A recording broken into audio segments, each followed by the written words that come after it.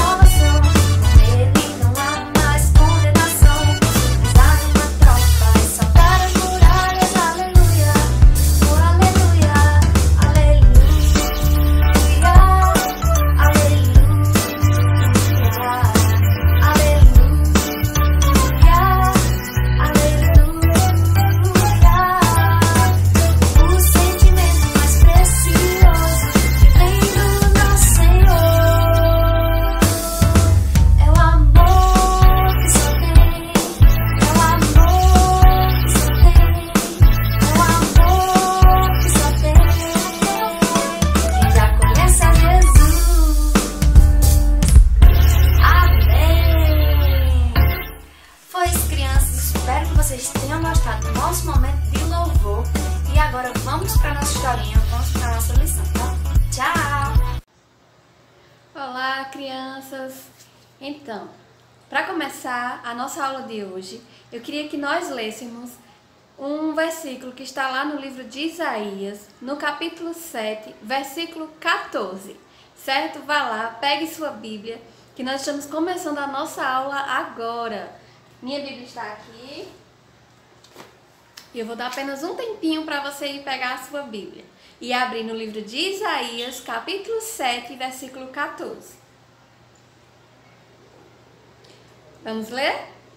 Diz assim: portanto, o Senhor mesmo vos dará um sinal.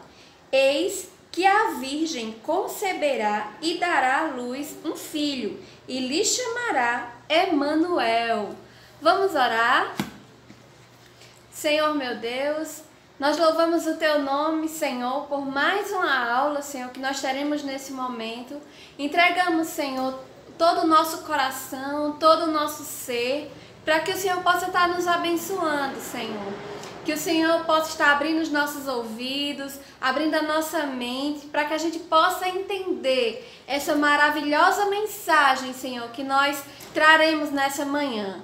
Ó Senhor, me abençoe, que eu possa conseguir passar, Deus, aquilo que o Senhor colocou no meu coração, e que as crianças, Senhor, que estão me vendo e que estão me ouvindo, também possam entender o que o Senhor quer falar para elas nessa aula. Em nome de Jesus, amém. Amém. Então, crianças, nós estamos vivendo uma das épocas mais lindas de todo o ano, não é verdade? As ruas estão enfeitadas, nós passamos pelas praças, elas estão iluminadas, tá tudo tão bonito, não é verdade? Nós estamos vivendo o período de quê? Quem disse do Natal, tá certo, isso mesmo. Nós estamos vivendo o período, estamos nos aproximando do Natal, não é verdade? E o que é que o Natal significa para nós cristãos? Quem disse o nascimento de Jesus também disse certo, isso mesmo, o nascimento do menino Jesus, de Jesus, o nosso Salvador, não é verdade? Mas eu queria começar a contar essa história do nascimento de Jesus, a história do primeiro Natal, né? Começando bem do começo, certo? Então, nós vimos na aula passada com a tia Silvana, que desde o livro de Gênesis, o primeiro livro da Bíblia, né, Deus já faz uma grande promessa de que viria, né, de uma mulher, ela teria uma semente, que seria um filho, e esse seria o nosso Salvador, né, aquele que viria para nos livrar de todo mal, de toda tentação que esse mundo pode nos trazer. E esse fruto nós já sabemos quem é, né? Seria o Senhor Jesus. Mas além do livro de Gênesis, existem várias outras citações no Antigo Testamento ainda, há mais de 600 anos atrás, falando de que Jesus também viria. Né? Deus já manda uma profecia para o profeta Isaías, que foi esse texto que a gente acabou de ler, que também já anunciava a vinda do nosso Salvador. Naquele tempo, o profeta Isaías, ele estava vivendo num tempo muito atribulado, né? Ele estava vivendo num reinado onde o rei Acaz, ele tinha muitos inimigos, estava sofrendo muitas ameaças. Então, Deus naquela época, há muito tempo atrás, já manda essa profecia para Isaías, dizendo que viria, né, um grande Salvador e que nos livraria de todo o mal. E o nome dele seria como? Emanuel, que significa Deus conosco. Isso mesmo, naquele tempo, há muitos anos atrás, Deus já dizia que viria alguém que estaria conosco todos os dias das nossas vidas e nos abençoando, nos livrando dos nossos inimigos e nos livrando do nosso maior inimigo, que é o pecado. Então lá em Isaías, lá em Gênesis, né, lá no Antigo Testamento, Deus já havia enviado profecias anunciando que viria o Salvador. E essas promessas não param por aí. Ainda em Isaías, no capítulo 9, do versículo 1 ao versículo 10, Deus envia mais uma profecia, né, dizendo que viria aquele que seria o conselheiro, o Pai da eternidade, o Príncipe da paz, na qual o seu reinado não teria fim, seria para sempre. Então, que rei seria esse? Né? Todo reinado passa, todo reinado passou, mas o reinado do nosso Senhor Jesus seria e será para sempre, não é verdade? E essas profecias já foram se cumprindo no Novo Testamento. O nascimento de Jesus, ele traz uma divisão na Bíblia, não é verdade? Entre o Antigo Testamento e o Novo Testamento. Então, no momento do nascimento de Jesus, que é no início do Novo Testamento, nós vamos ver essa divisão. E é aí que começa o cumprimento da promessa, daquelas promessas que Deus já havia feito lá atrás. Então, Jesus, né, vai nascer e assim vai se cumprir essa promessa. Mas como? Como foi que aconteceu? Como se deu esse acontecimento tão fantástico que marcou toda a humanidade? Lá em Lucas, no capítulo 1, nós vamos ver a história de quando o anjo Gabriel aparece a uma jovem menina lá da cidade de Nazaré, chamada Maria. E esse anjo vai até o encontro dela, lá na casa humilde que ela tinha. E ele aparece para ela e ela vê aquela visão maravilhosa e se prostra diante daquela grande luz, daquele anjo. E o anjo diz: Maria, alegra-te, jovem, porque o Senhor achou graça em você. E você, no seu ventre, vai gerar o Salvador do mundo. Maria ficou abismada. Ela não tinha reação, ela ficou muito admirada com aquela grande imagem que estava diante dos seus olhos. E ao mesmo tempo, ela ficou desacreditada. Porque como ela poderia engravidar se ela não era casada? Maria, nesse tempo, ela era apenas noiva de José. Ela não era casada. Então ela não poderia ter filhos naquele momento. Mas no mesmo instante, o anjo acalma o seu coração e diz assim: Maria, aquieta-te. Você ficará grávida do Espírito Santo. É Deus quem vai fazer você ficar grávida. Você não ficará grávida de homem nenhum. Será um grande milagre e todos vão ver. E Maria, naquela hora, ainda fica desacreditada. Mas o anjo lhe lembra uma coisa muito importante. Naquele mesmo tempo, a sua prima Isabel estava grávida e ela já era velha. Então, Isabel estava grávida, sabe de quem? Eu acho que vocês já ouviram falar. De João Batista. Isso mesmo, e era fruto de uma promessa de Deus. Isabel era casada com Zacarias e eles já tinham orado por muitos e muitos anos para que Deus lhe desse um bebê. Só que depois de muitos anos, já na velhice de Isabel e na velhice de Zacarias, aprove Deus abençoar aquele casal com o bebê. E o anjo fez Maria lembrar que para Deus não há impossível. Então, no caso dela também não seria diferente.